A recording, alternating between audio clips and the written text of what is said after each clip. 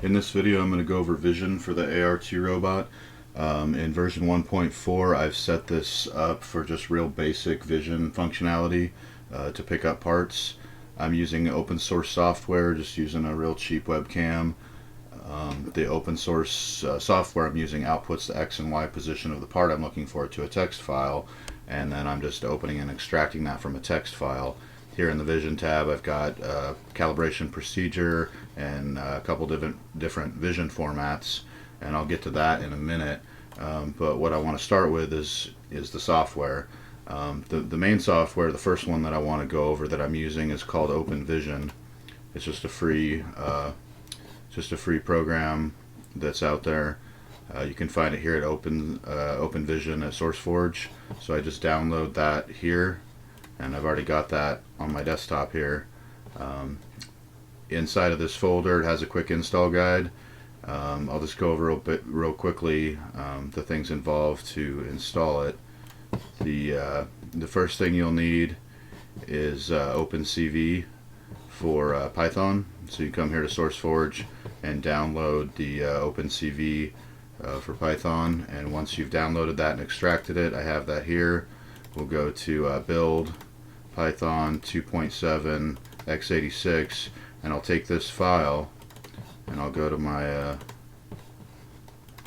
Python folder here to lib, and then site packages, and in site packages I will drag that into this folder, which you can see I've already got it there. So once that's done, the next thing you'll need is NumPy. You'll need to install that. I've already done that. So basically I just took a screenshot here of when I installed it. So I just opened up command prompt, changed my directory to my Python directory, and typed in pip install NumPy. It downloaded the wheel, installed it, successfully installed NumPy. So that's that portion of it. And then the other thing that I found is I was missing a bunch of DLL files, or 4 DLL files. So right here, you can see here I've got cv210.dll, cvaux210.dll, cxcore210.dll, high-GUI210.dll. I'm not exactly sure why those are missing, but I've installed this on 2 computers and found the same thing twice. So I came here to dllfound.com, found each of those, downloaded them, put them in the folder. Once I have those, you go to C drive, Windows, and then come down here to this SISWOW64, and I just drag those into that folder to get those DLL files installed on my system. So once that's done, once you've installed OpenCV, NumPy, and got those DLL files, you should just be able to open up the OpenVision folder and double click on the Sentry project exe. So we'll do that, and we can see here the software opens. So the camera I'm using is this Logitech C270 webcam. It's just a cheap $20 webcam that I got. So once that webcam is plugged in and working, we can go to the OpenVision project and open this up, and we should be able to do file open camera, and it should recognize that I've got this Logitech camera plugged into my system.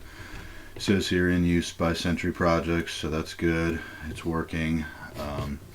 Now if I go file, start, I can now see what my camera sees. So I have my camera hung up above my workspace. I've just got a piece of angle iron and some clips holding the camera where I want it. This OpenVision control software is basically a tracking program. It's open source and it's free, and I just found that it was pretty easy to get started. You can see under detector, moving objects, foreground objects, color objects, bright. We're going to probably do dark objects. That seems to work best. But the first thing I need to do is get the camera zoomed in on my piece of paper. You know, machine vision is always based on contrast.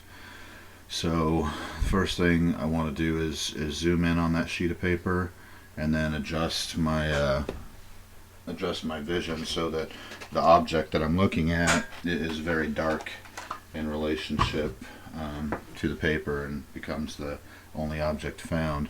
So when the camera opens up, this Logitech webcam control software has a few items in here. It can let me zoom. I can zoom in on my my workspace, so that's pretty decent there. I may want to adjust my camera some.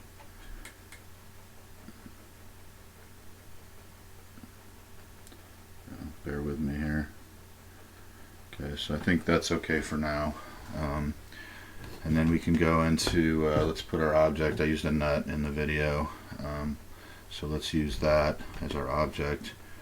And let's go into webcam options, do advanced settings. So now in these advanced settings, I can turn off, I should be able to turn off the auto.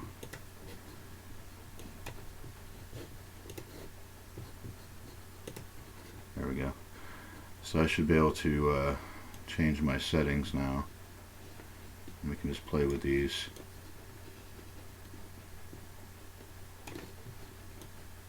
What I'm trying to do is get it to the point where the nut is extremely dark. So I've got these settings pretty good where I think I like them. I move my object around, and seems to do pretty well at finding it, the contrast of the object. So I'm going to save that. Up here in detector, I'm looking for dark objects. I think that's about all we need to do. You can play with the threshold and a few other things, but for the most part that's all we need to do. The other thing we want to do is we want to click output to text file. So we'll click that, we'll click output to text file, and I'm going to do file pause so that it's not continually outputting. And when I go to my OpenVision folder, there's this track.txt. So we open this this file up, and you can see that that software is just constantly taking picture after picture after picture, and just keeps building this list. And these two columns, the X column and the Y column, is the found X and Y position of the object, and those are the columns that I'm concerned with. So I've programmed the software that under the Vision tab, with the Vision format, when I use OpenVision, which is what we're using, that section of code, when it uses that tab, that section of code knows to that it's looking at this text file, and it knows that it's looking for, it just does some parsing and goes and finds the last row, and then knows the quadrant of where to come find the X and Y. So that's where it comes and gets those. And later on in the video, when I show you one other software, I'll show you the difference in text format. So I'll close that for now. So let me open up the software again. So now I need to calibrate this software to my robot. So I'll show you here. These fields up here, we've got the calibration pixels, so this whole row is what the camera sees, and then we've got calibration robot. This is what the robot actually does or performs. So first things first, the camera, if I go back to start, do I need to unpause it? Unpause. Okay. So right here where it says pixel location, this is something that we need to look at, X and Y pixel location. So that's where my mouse is. So when I drag my mouse all the way to the bottom left of the screen, that's 0, 0. Okay, so that's my origin down here in this corner.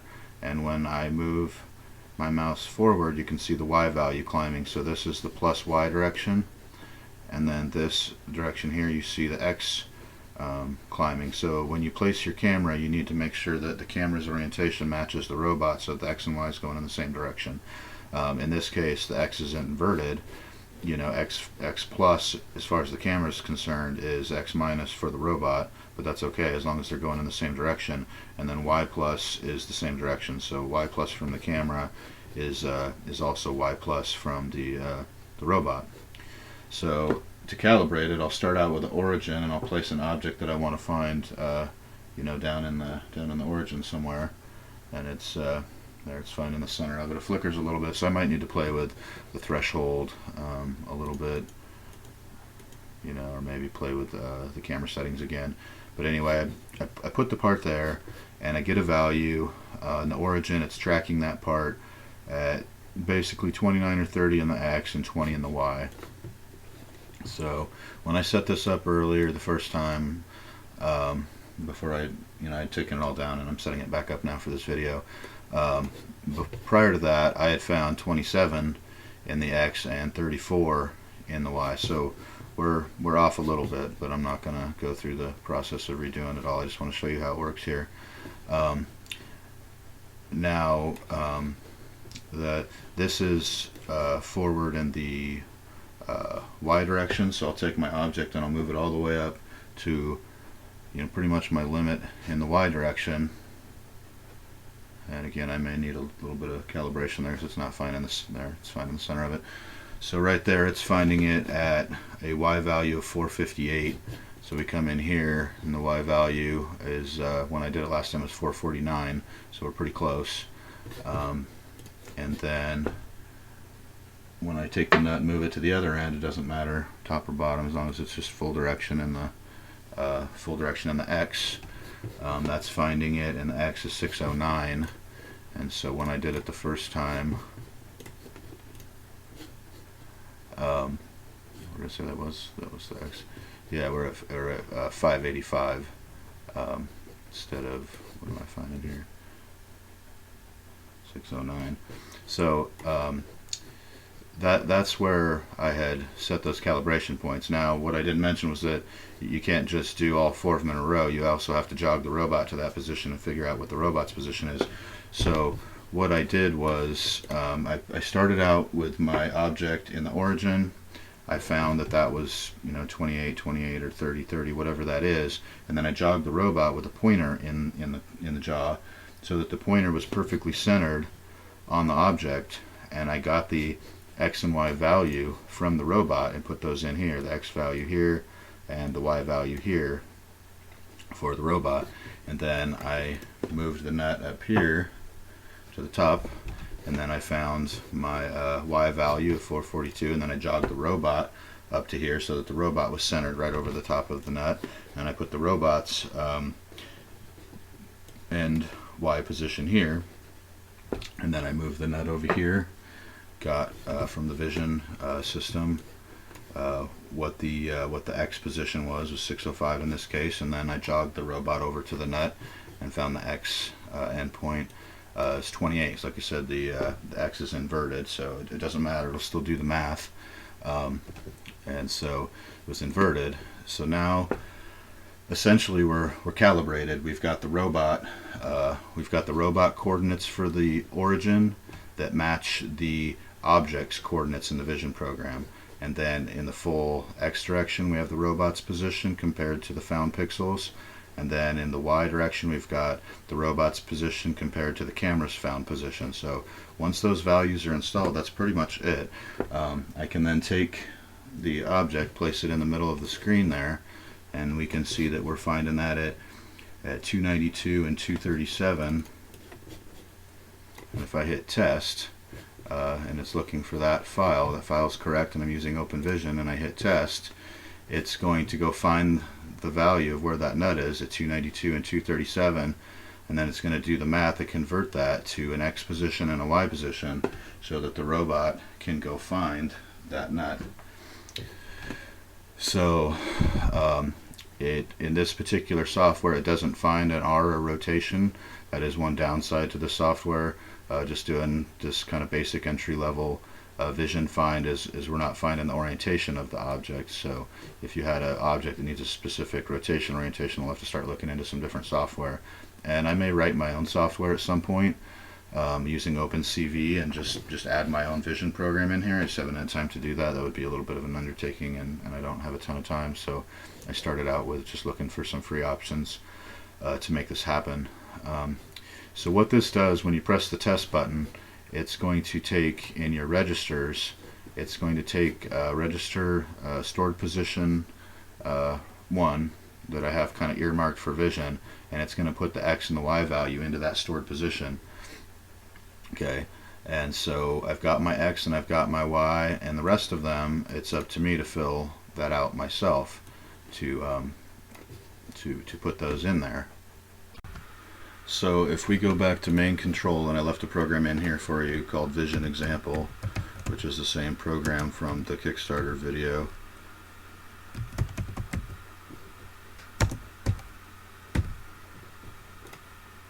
So we load this in, and this is the video from the Kickstarter example. So as we arrow through this, this is my start position. So that's going to bring the robot down to the, kind of in the video you saw its starting position where it would start. And then what I need to do is I need to configure all my other positions that I'm not going to get from the camera. So in here, from the camera, I'm going to get the X and Y, but the Z, the height, the yaw, the pitch, and the roll, I need to figure those out for myself. So what I did was I jogged the robot down to where the nut was at, found the correct height. So under stored position number 1, element 3, which is the Z, I gave it a height of -10, so I kept it -10 was the right height that I needed to pick up the nut. And then my orientation for the wrist orientation was just a very basic orientation. I just did -90, 180, and -90 for my wrist orientation. And then I used stored position 2 as my offsets for the pickup, so that I could use stored position 2 element 3 and manipulate above and below the pickup. I zero all those out. So if we start at the top, execute each of these,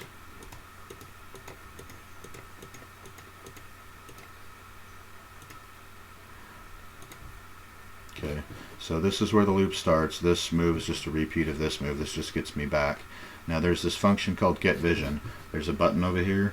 When you press that button, it's going to put this line of code in there. So if I was to delete Get Vision, put my cursor there and click Get Vision, you can see it puts in that code. And that code Get Vision does the exact same thing as this test button. It just goes out, finds the part, gets the X and Y from the text file. It puts them into the X and Y here, and then it also deletes the text file, so it clears out anything on the text file, even though that software is still running and it just keeps populating that text file. And if you let it run all day, that text file will get pretty long, but every time it picks up a part, it deletes what's in the text file and starts fresh. So I've executed all these. We've executed Get Vision, so it's going to go get a fresh set of readings. So now if we go to the registers tab, you can see that now I'm populated. My stored position is fully populated. I've got the X and Y from the camera.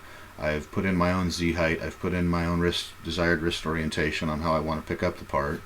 And my stored position number 2 is all zeroed out. So it's ready to go.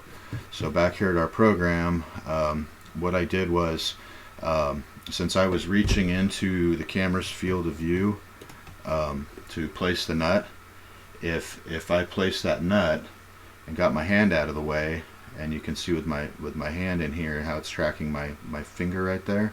Well, if I didn't get my hand out of the way fast enough, the robot would come right over here to where my hand was. So what I did was, I thought it was a good idea to put in a slight delay of 1.5 seconds and then do Get Vision again, so that it gives it kind of a second snapshot to quickly do any recorrection for any part movement, conveyor movement, whatever that might look like. So we wait 1.5 seconds, and then we Get Vision again. We set output 45 off, which opens my gripper, and then we take stored position 2 element 3, which is the Z height, and set that to 15. And now this is going to offset stored position 1, which is our vision find, offset stored position 2, which is 15 millimeters up, so that should move us above the pickup. So if I hit forward on that, that brings the robot directly above our part. So now you can't see anything, the robot's directly above the part. And then we'll hit forward forward. So let's see, what are we doing here?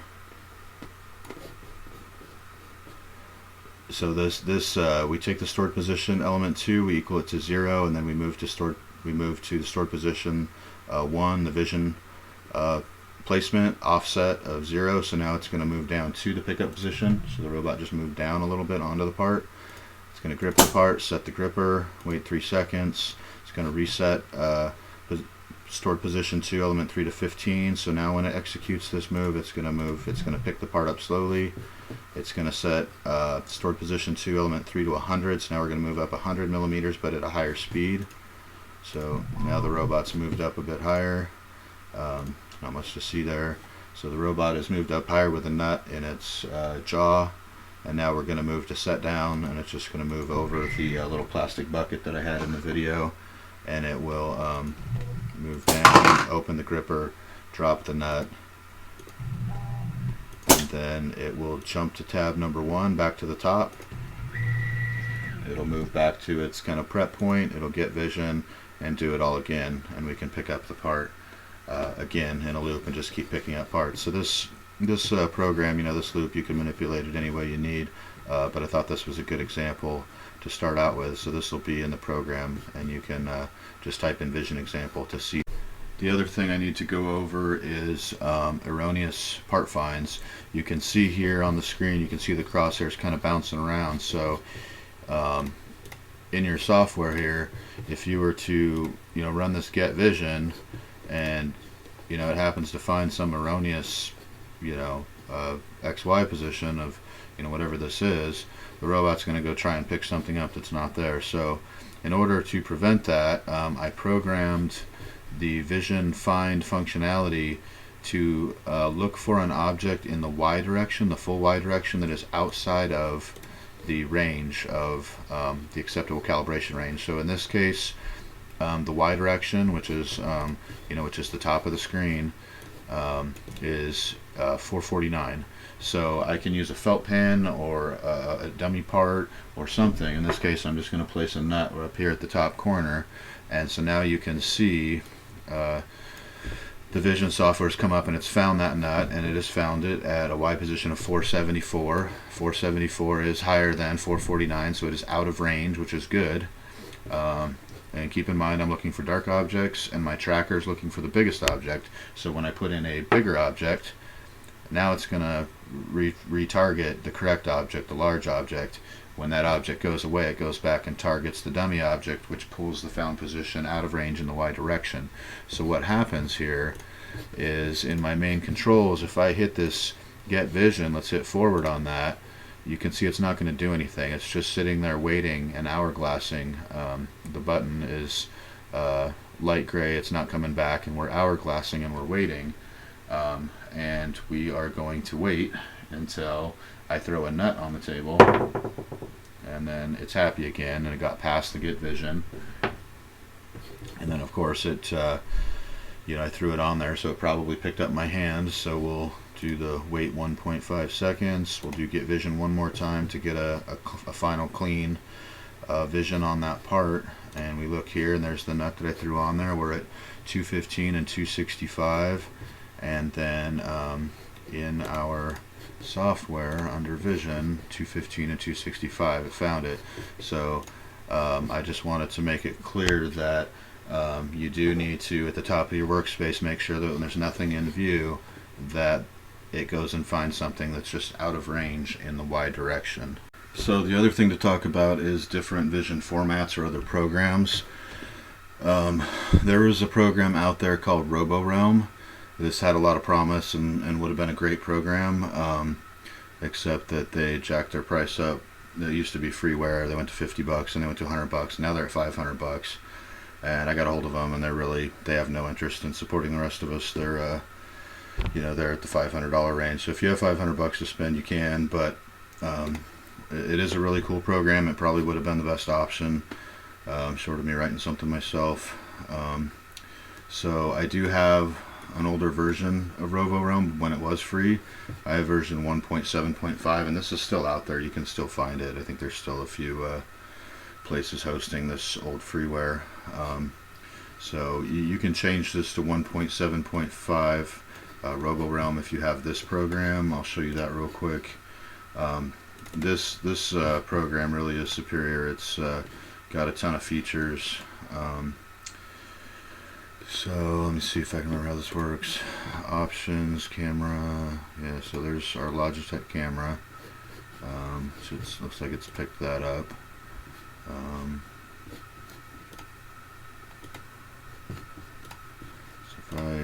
So if I click on camera, okay, it's working. Okay, so Robo Realm picked up the camera. I'm working.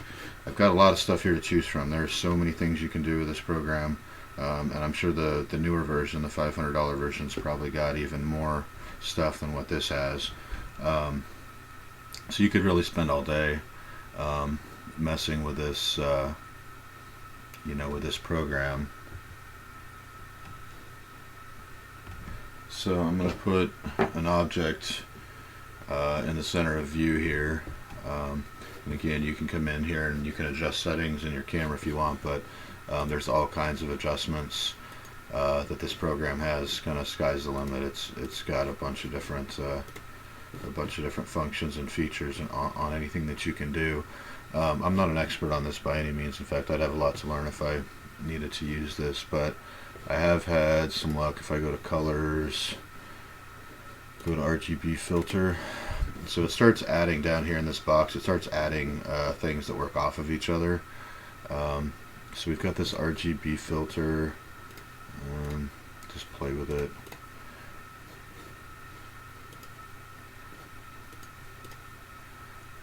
Yeah, it seems like I had good luck when I used the blue with a color mask. So it, basically your object shows up as fairly. I believe this program wants a black background to find objects. At least that's what it seems that I found. So let's just try that for now. So that filters everything out and creates an object. There's also a bunch of blob filtering and blob tools you can use to define the blob, or you can do translates and shapes, and there's just a ton of stuff you can do. But under analysis, center of gravity, I think. Yeah, there we go.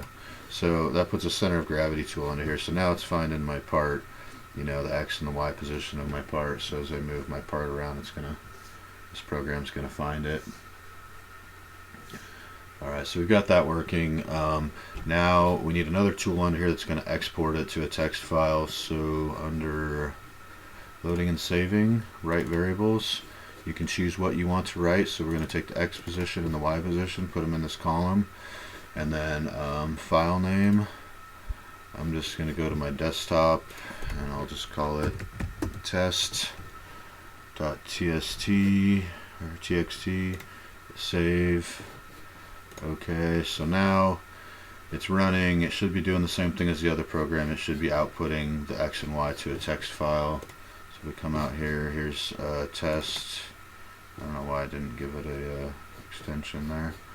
Anyway, open up a notepad and there it is. It's same thing, it's just building this big long list of the X and Y position. So it's saying that 141 and 126 is the last found, and yeah, 141 and 126, so that's correct.